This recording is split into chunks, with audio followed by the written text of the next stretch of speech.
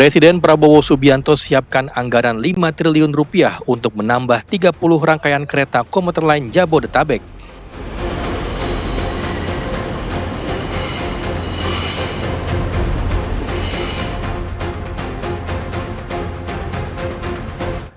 Gubernur Riau Abdul Wahid tiba di gedung KPK Jakarta untuk menjalani pemeriksaan usai terjaring dalam operasi tangkap tangan KPK.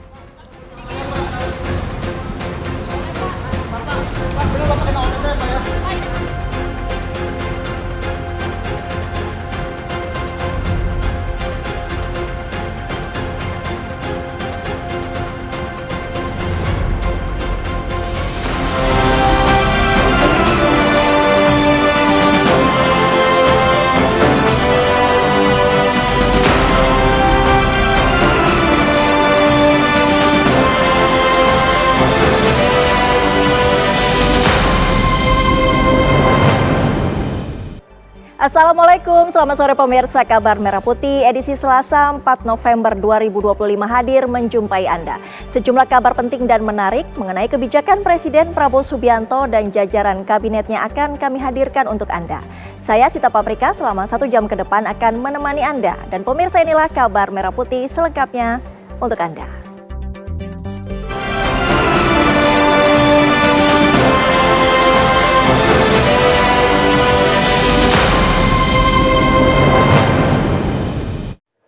Kita mulai Kabar Merah Putih. Presiden Prabowo Subianto hari ini meresmikan stasiun Tanah Abang baru yang telah selesai dilakukan renovasi.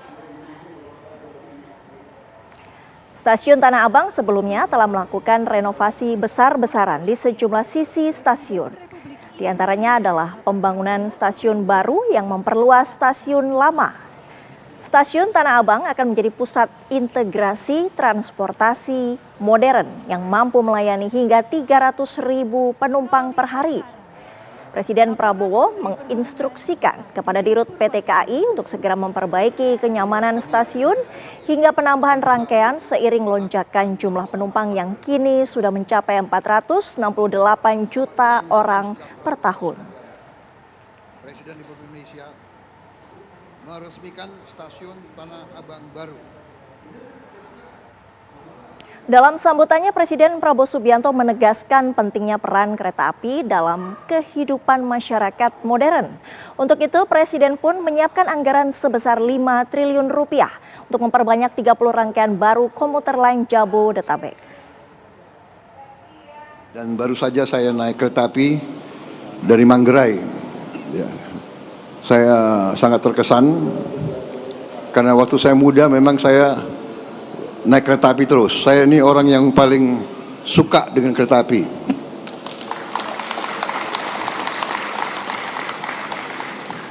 Kereta api dan semua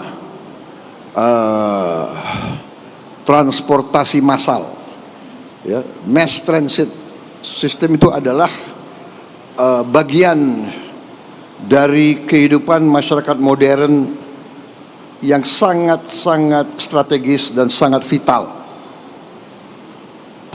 Kereta api Indonesia dengan semua sistemnya dilaporkan kepada saya mengangkut penumpang 1 tahun 486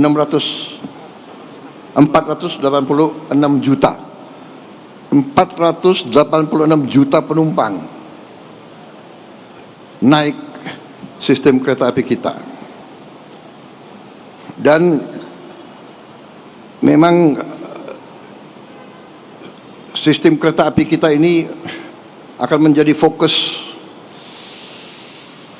perhatian dari program pemerintah yang saya pimpin. Dan kereta api akhirnya menjadi salah satu faktor membantu rakyat menengah dan rakyat bawah. Kalau orang kaya dia bisa naik pesawat, dia bisa naik, tapi rakyat sebagian besar akan merasa manfaat daripada kereta api. Untuk itu kereta api kita harus, saya kasih petunjuk, akan kita perluas, akan kita perbesar. untuk Jabodetabek,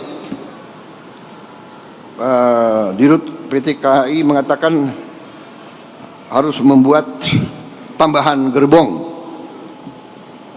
Gerbong atau rangkaian? 30 rangkaian baru. Satu rangkaian butuh uang 9 juta dolar. Benar. Beliau ajukan. Totalnya 4,8 triliun. Benar. Saya setujui. Bahkan saya alokasi. Bahkan beliau ajukan 4,8 T. Saya setujui. Tidak 4,8, 5 T saya setujui. Lantas apa saja agenda Presiden Prabowo Subianto hari ini usai meresmikan Stasiun Tanah Abang? Kita bergabung dengan reporter TV One Ikra Anggana di Istana Kepresidenan. Ikra, silakan.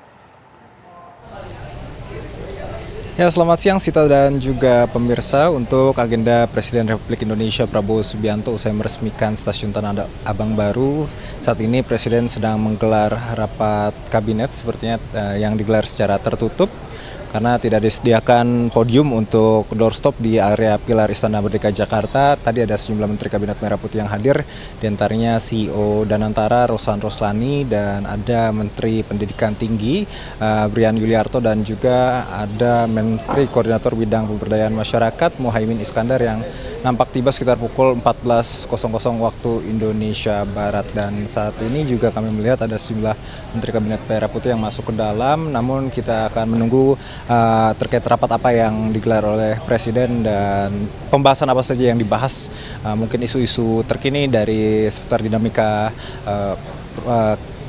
kinerja dari Kabinet Merah Putih. Tadi Sita dan juga pemirsa yang sempat kami highlight dari peresmian ataupun dari momentum doorstop Presiden Republik Indonesia Prabowo Subianto, ini Presiden sempat menjawab terkait dengan polemik kereta cepat Wush, di mana Presiden Prabowo Subianto menekankan dirinya atau pemerintah ini bertanggung jawab untuk melanjutkan agenda tersebut, di mana pemerintah akan membayar hutang Wush yang besarannya menyentuh angka hingga 1,2 triliun rupiah.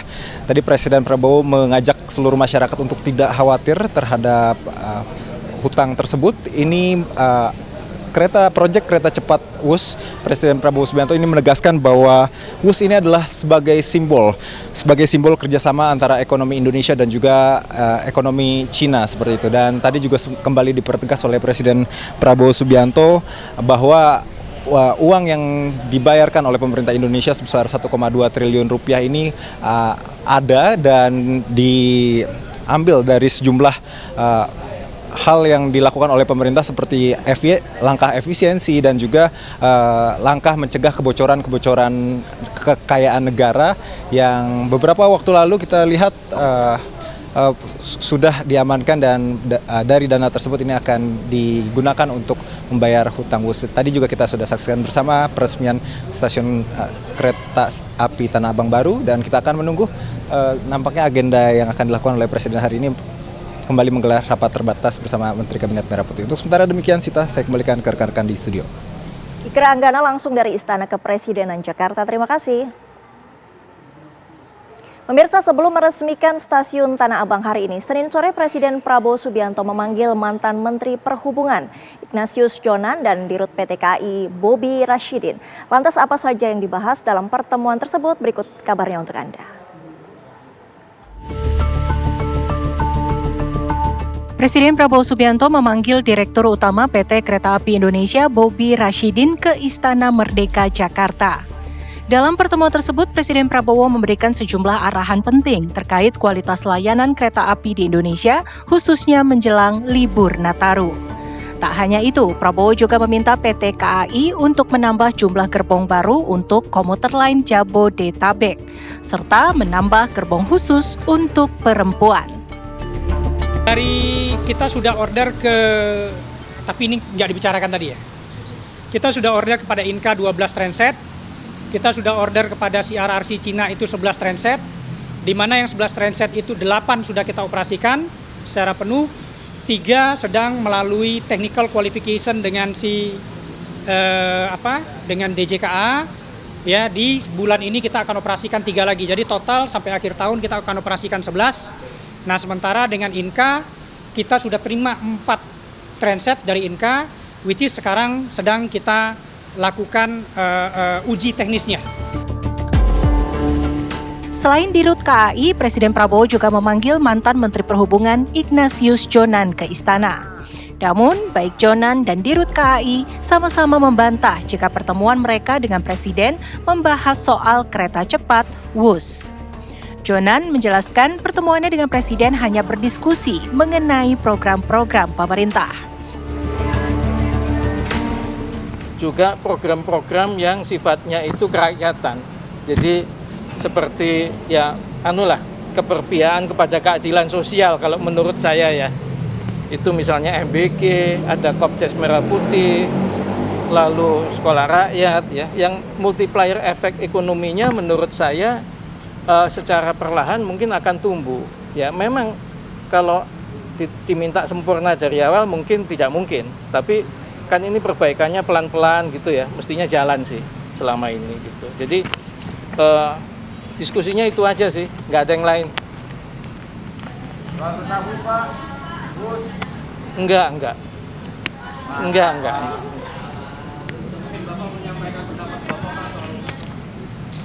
Saya nggak diminta masukan kok soal itu.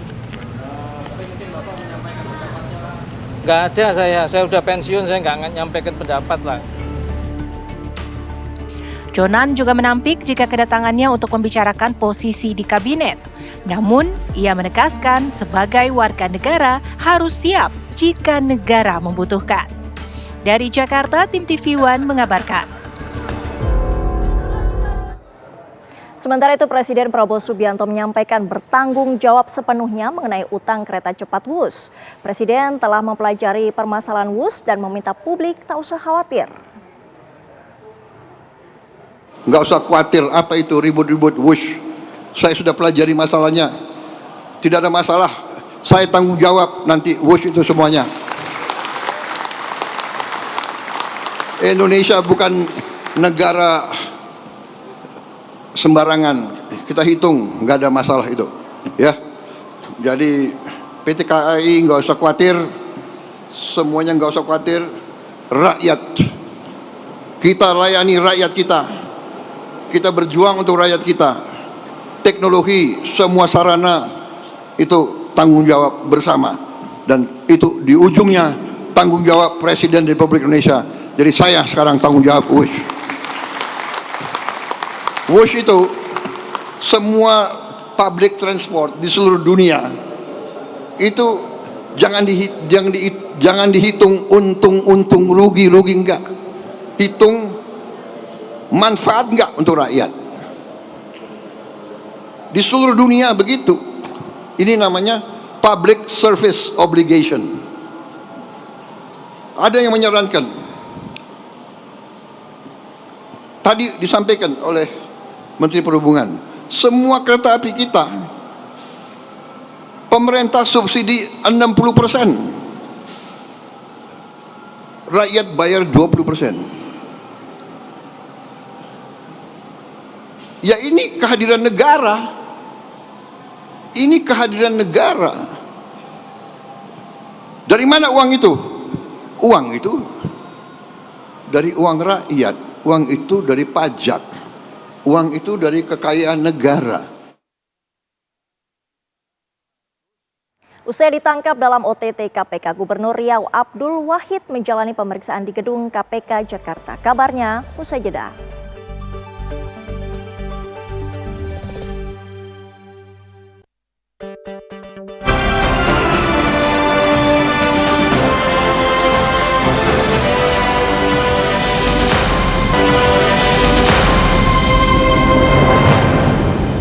Anda kembali di Kabar Merah Putih. Komisi Pemberantasan Korupsi KPK menggelar operasi tangkap tangan di Provinsi Riau.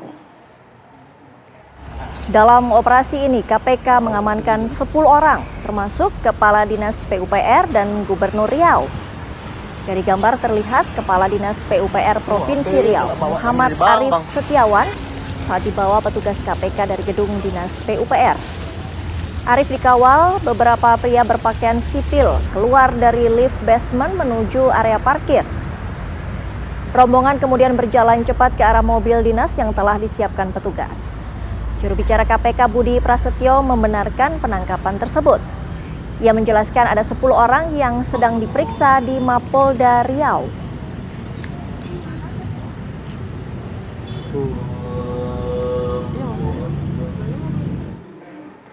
Gubernur Riau Abdul Wahid tiba di gedung KPK Jakarta untuk menjalani pemeriksaan usai terjaring dalam operasi tangkap tangan KPK. Abdul Wahid tiba di gedung KPK pada Selasa pagi sekitar pukul 9.35 waktu Indonesia Barat. Ia mengenakan kaos putih dan masker serta langsung menuju ruang pemeriksaan tanpa memberikan pernyataan kepada awak media. Juru bicara KPK Budi Prasetyo menyampaikan ada 9 orang yang menjalani pemeriksaan hari ini. Sebelumnya pada Senin siang KPK melakukan operasi tangkap tangan terhadap 10 pejabat daerah Provinsi Riau, termasuk Gubernur Abdul Wahid. Penyidik KPK juga menyita barang bukti sejumlah uang. Meski demikian, KPK masih belum dapat menyampaikan secara detail siapa saja identitas yang ditangkap serta kasusnya. Yang dibawa pada hari ini ada 9 orang, nanti ada 2 kloter, pagi dan siang. Jadi selain pihak-pihak yang diamankan, ada juga sejumlah uang sebagai barang bukti yang diamankan dalam kegiatan tangkap tangan ini. Ada unsur kepala daerah, penyelenggara dan pihak swasta di antara 9 orang? Di antaranya. Oke, nanti kita update lagi. Kasusnya ini terkait apa sih Mas? Berkali soal dinas PU. Terkait dengan perkaranya apa, konstruksi perkaranya bagaimana, nanti kami akan update ya dalam konferensi pers. Mas, mungkin udah bisa disebut nominal uang barang bukti yang diamankan? Nanti termasuk itu ya, ini sedang kami hitung juga. Tapi untuk mata uang rupiah dan mata uang asing? Itu diantaranya. Bagaimana jalannya pemeriksaan Gubernur Riau yang terjaring OTT KPK? Kita bergabung dengan reporter TV One Faisal Rinaldi di gedung KPK. Faisal, apakah pemeriksaan telah selesai dilakukan?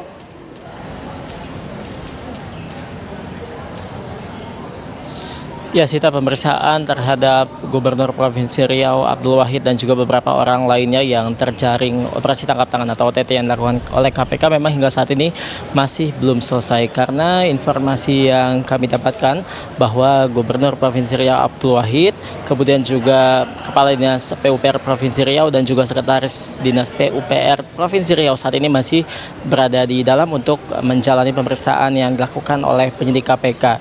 Info yang kami lihat dari lapangan di sini memang sudah ada 3 orang yang tiba di gedung KPK atau untuk menjalani pemeriksaan. Tadi sekitar pukul 9.35 waktu Indonesia Barat, ketiga orang tersebut memang sudah tiba di sini.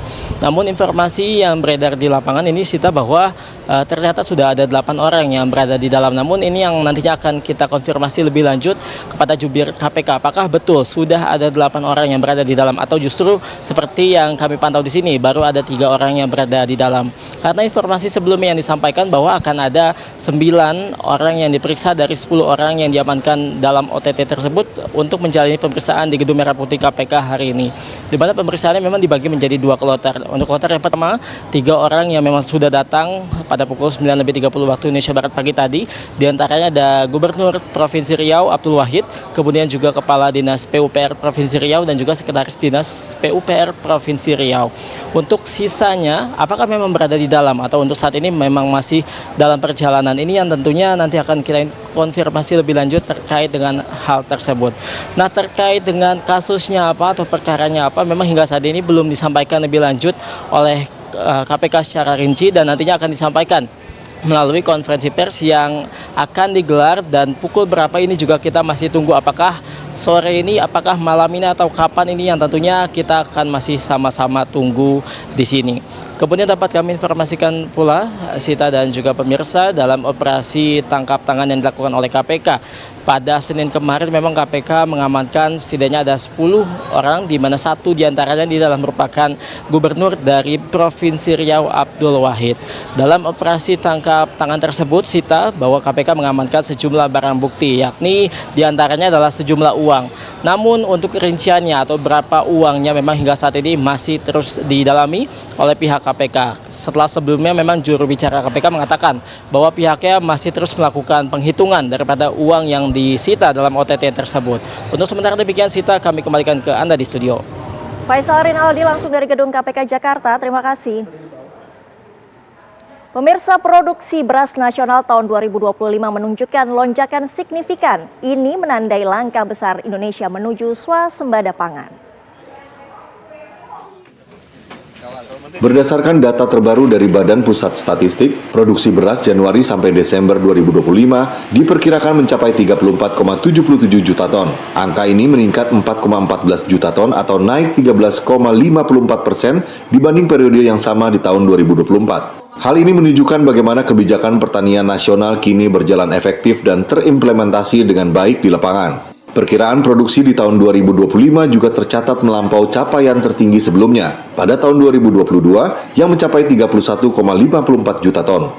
Lonjakan ini mencerminkan hasil dari program strategis Kementerian Pertanian dalam memperkuat sektor hulu hilir, mulai dari kemudahan pupuk bersubsidi, perbaikan jalan irigasi, memberikan bantuan sarana prasarana, hingga peningkatan harga pembelian pemerintah atau HPP gabah untuk menjaga gairah petani dalam bertani. Kita mendapatkan kabar gembira, baru saja diumumkan oleh BPS bahwasanya diprediksi produksi kita tahun ini adalah 34,77 juta ton. Artinya ini naik dari tahun lalu 4,15 juta ton atau 13%. Stok kita hari ini, detik ini 3,8 juta ton. Dan itu kemungkinan akhir bulan 3,1 juta ton. Akhir tahun 3,1 juta ton, dan itu tertinggi selama merdeka. Ditambahkannya, capaian produksi ini menjadi sinyal kuat bahwa Indonesia berada di ambang pintu swasembada beras. Dari Tangerang Selatan, tim TV One mengabarkan. Sri Sultan Hamengkubuwono X melayat ke Keraton Solo. Kabarnya usai jeda, tetaplah di Kabar Merah Putih.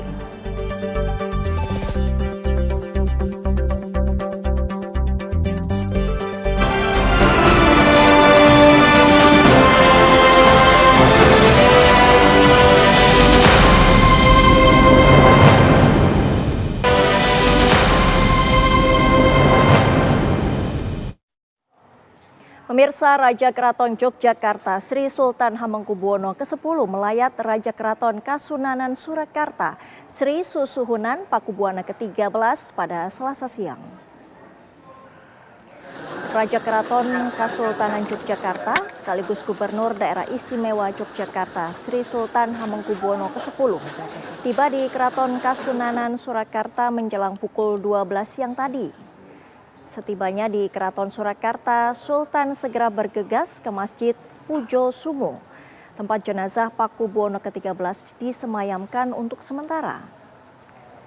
Selain Sri Sultan Hamengkubuwono ke-10, sejumlah tokoh juga dikabarkan akan datang melayat pada hari ini. Di antaranya adalah Kapolri Jenderal Listio Sigit Prabowo dan Menteri Kebudayaan Fadlizon.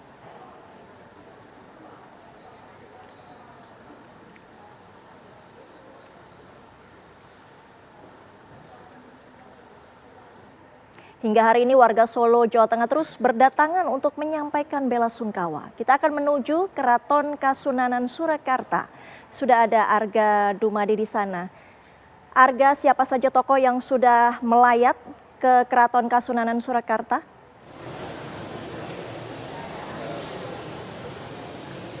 Ya, baik pemirsa, kami kabarkan kepada Anda bahwa untuk hari ini sendiri sejumlah tokoh ini sudah hadir untuk melayat di kawasan atau kompleks Kasunanan Surakarta ini. Di antaranya siang tadi ini sudah hadir Pakualam ke-10 yang merupakan Wakil Gubernur Daerah Istimewa Yogyakarta dan juga ini merupakan kepala ataupun juga raja ataupun pimpinan dari Pakualaman, dan kemudian juga tadi disusul dengan kedatangan Sri Sultan Hamengkubuwono ke-10 yang merupakan Raja Kesultanan Yogyakarta sekaligus Gubernur Daerah Istimewa Yogyakarta, di mana tadi Sri Sultan hadir bersama dengan keluarganya, diantaranya adalah istri dan juga tadi terlihat ada putri bungsunya GKR Bendoro yang mendampingi Sultan untuk datang melayat.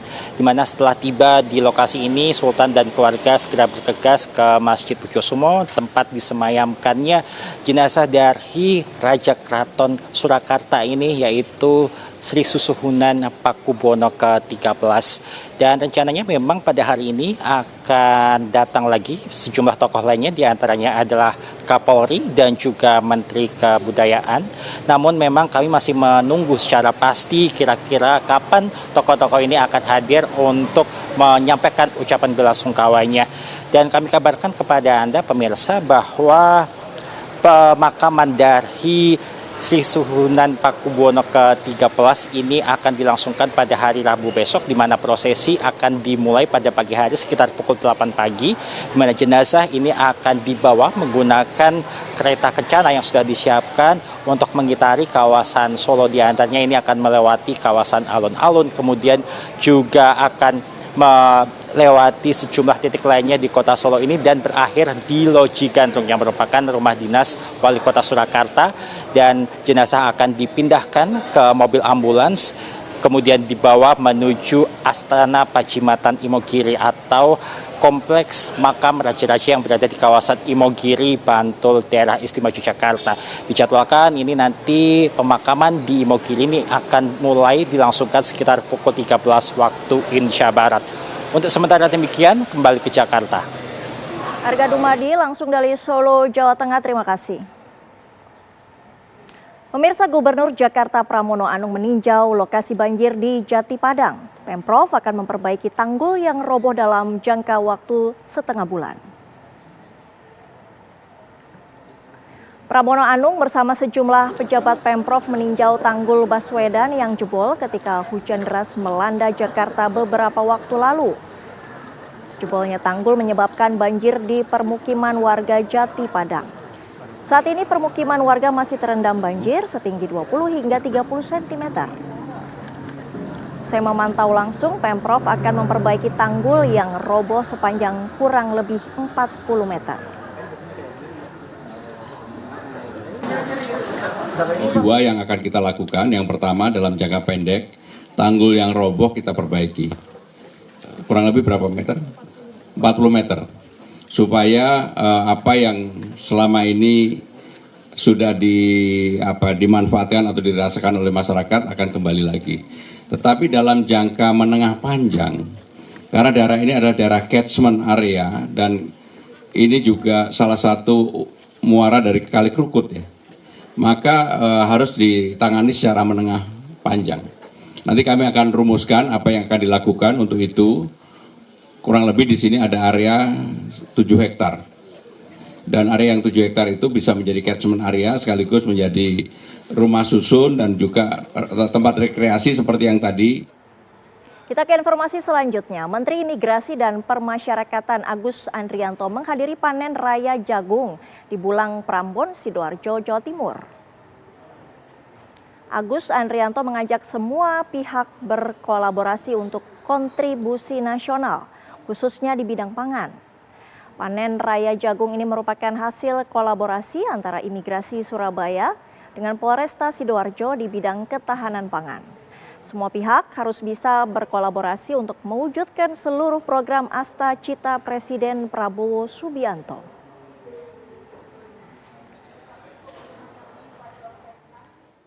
Saya ada di sini untuk memberikan semangat sebenarnya kepada kepedulian daripada teman-teman imigrasi yang udah mulai terdorong untuk berkontribusi bersama-sama kolaborasi dengan stakeholder yang ada untuk mendukung ketahanan pangan yang dicanangkan oleh Bapak Presiden. Pemirsa, program makan bergizi gratis yang digagas Presiden Prabowo Subianto tidak hanya bertujuan meningkatkan asupan gizi anak bangsa, tetapi juga mendorong terbentuknya sirkular ekonomi menengah dan kecil di sektor pangan, termasuk di dalamnya peternakan sapi perah. Setiap satu botol susu yang diminum anak-anak sekolah kini punya arti lebih dari sekedar asupan gizi. Di baliknya ada kerja keras para peternak sapi perah di desa yang kini bisa tersenyum karena hasil susunya terserap lewat program makan bergizi gratis. Di mana program unggulan Presiden Prabowo Subianto itu bukan hanya dirancang untuk meningkatkan gizi anak bangsa, tetapi juga menjadi penggerak ekonomi rakyat melalui penerapan susu segar produksi dalam negeri. Seperti yang dirasakan Sandi Andriana, manajer Farm Nusa Dairy Indonesia, menjelaskan dengan adanya program MBG harga susu lebih ada kepastian. Menurutnya, untuk pendistribusian pasokan susu ke kota Cimahi, ada 2 SPPBG dan sebagian di kota Bandung. Dalam seharinya, Farm Nusa Dairy Indonesia memproduksi di kisaran 800 liter susu per hari. Hanya program MBG ini, kita untuk terlebih ya harga susu itu lebih ada kepastian gitu ya. Ada kepastian dan harga juga relatif lebih tinggi dibandingkan sebelumnya. Kalau untuk pendistribusian ya dari tempat produksi kita ini ke daerah Cimahi, 2 dapur, kemudian sebagian ada di Bandung. Kalau puncak produksi kita di susu freshnya itu di kisaran 800 liter sekali produksi.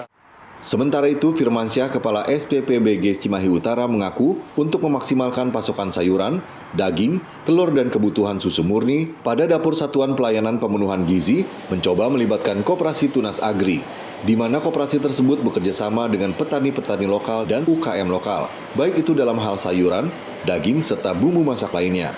Keterlibatan peternak susu pertama kali kami dikenalkan oleh catering ini, yang dimana dulu ini adalah catering. Nah, catering ini sudah memperkenalkan kami dengan peternak lokal. Di mana peternak lokal ini dulu kami sempat untuk masaknya di sini, tapi sekarang untuk karena produksinya sudah banyak sehingga produksi kami di tempat susu tersebut. Di mana susu ini berasal dari UMKM lokal, loh, Pak. Karena pengolahannya juga semua sudah memakai sterilisasi, maka disebutlah di sini itu dengan nama susu pasteurisasi. Kalau untuk kami teknis susu itu dinginkan, Pak, sehingga di saat pasteurisasi, setelah pasteurisasi dimasak. Dimasak itu kemudian setelah dimasak dimasukin di dalam botol kaca dan botol itu didinginkan. Cara distribusi di sini mereka melibatkan dengan didinginkan memakai box. Nah, dari box itulah sehingga didistribusikan di tempat kami. Dari Cimahi, Jawa Barat, tim TV One mengabarkan. Pemprov Jakarta terus matangkan rencana penyesuaian tarif Transjakarta. Kabarnya kami hadirkan ini usai jeda.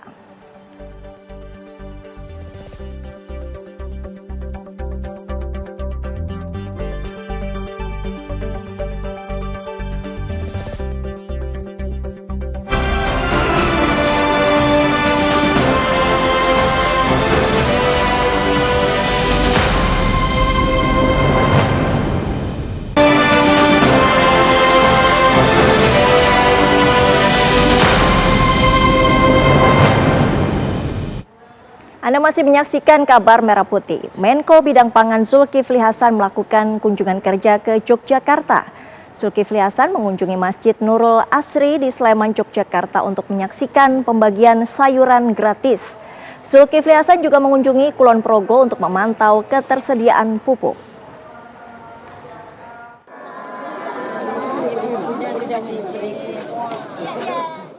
Menko Bidang Pangan Zulkifli Hasan mengunjungi Masjid Nurul Asri di Sleman, Yogyakarta. Zulkifli Hasan melihat langsung proses pembagian sayuran gratis. Sejak 2 tahun terakhir, Masjid Nurul Asri rutin memborong sayuran dari petani Magelang saat harganya anjlok. Sayuran tersebut kemudian dibagikan kepada jamaah masjid setiap hari. Zulkifli Hasan mengapresiasi peran masjid yang tidak hanya sebagai tempat ibadah, namun bisa bermanfaat untuk jamaah dan lingkungan sekitar.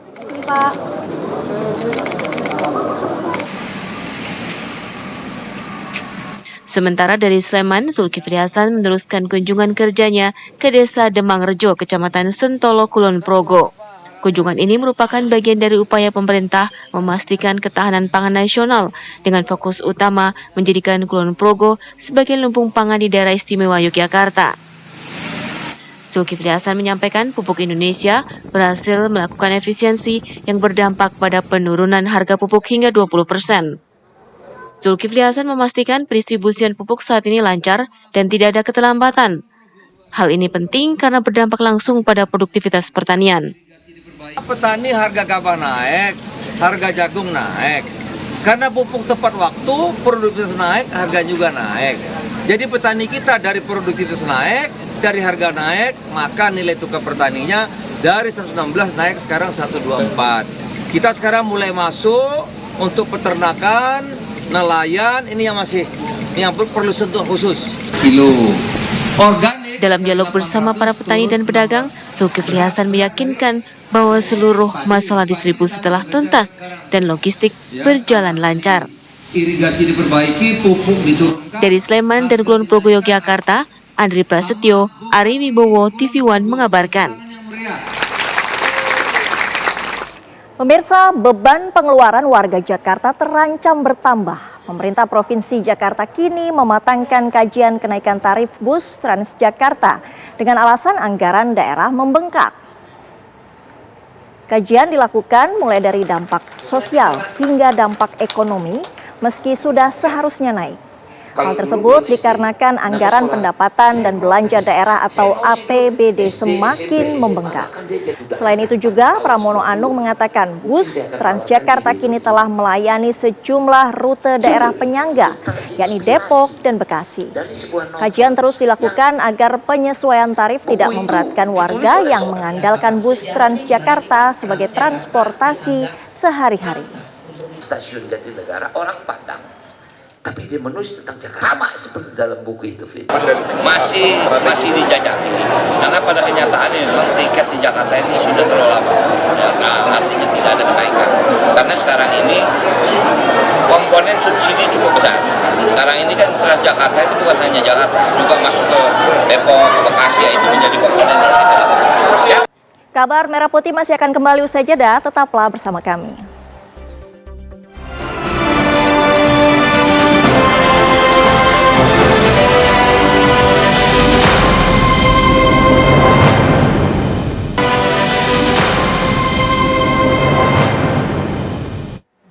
Presiden Prabowo Subianto menyampaikan bertanggung jawab sepenuhnya mengenai utang kereta cepat Wus. Presiden telah mempelajari permasalahan Wus dan meminta publik tak usah khawatir. Nggak usah khawatir apa itu ribut-ribut Wus. Saya sudah pelajari masalahnya. Tidak ada masalah. Saya tanggung jawab nanti Wus itu semuanya. Indonesia bukan negara sembarangan. Kita hitung, nggak ada masalah itu, ya. Jadi PT KAI nggak usah khawatir, semuanya nggak usah khawatir. Rakyat, kita layani rakyat kita, kita berjuang untuk rakyat kita. Teknologi, semua sarana itu tanggung jawab bersama, dan itu di ujungnya tanggung jawab Presiden Republik Indonesia. Jadi saya sekarang tanggung jawab Wus. Wus itu semua public transport di seluruh dunia itu jangan dihitung untung rugi enggak, hitung manfaat enggak untuk rakyat. Di seluruh dunia begitu.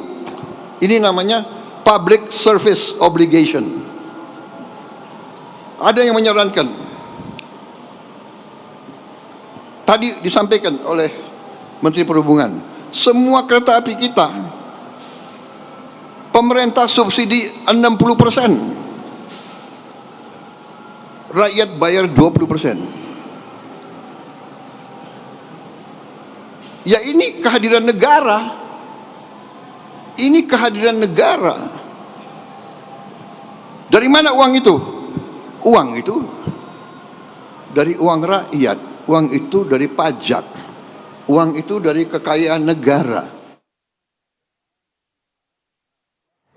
Sementara itu, Presiden Prabowo Subianto mendorong pembangunan infrastruktur kereta api di luar Pulau Jawa. Hal itu dikatakan oleh Menteri Koordinator Bidang Infrastruktur dan Pembangunan Kewilayahan Agus Harimurti Yudhoyono usai ratas bersama Presiden Prabowo Subianto di Istana Kepresidenan Senin sore. Menurut Agus Harimurti Yudhoyono, Presiden memberikan arahan agar pembangunan kereta api tidak hanya terpusat di Pulau Jawa, tetapi juga diperluas ke wilayah-wilayah lain di Indonesia. AHY menambahkan pembangunan jaringan kereta di Sumatera, Kalimantan, dan Sulawesi diharapkan dapat membuka sentra ekonomi baru dan memperkuat hubungan antar kawasan. Beliau menyampaikan negara pemerintah akan hadir untuk memastikan sektor transportasi kereta ini juga semakin maju dan berkembang. Dan kita harus mengingat bahwa pembangunan tentu tidak hanya di Jawa, tapi juga di berbagai kawasan Indonesia lainnya. Itu mengapa beliau juga menyampaikan bukan hanya memperkuat Jawa, tapi juga Trans Sumatera, Trans Kalimantan, Trans Sulawesi untuk kereta juga harus dibangun. Termasuk tentunya untuk distribusi logistik. Ada komoditas batu bara, ada sawit, dan lain sebagainya yang ada di pulau-pulau tersebut. Informasi tadi menutup kabar Merah Putih hari ini. Sesaat lagi Anda dapat menyaksikan berita utama kriminal bersama Aditya Nugroho. Saya Sita Paprika pamit. Terima kasih. Sampai jumpa.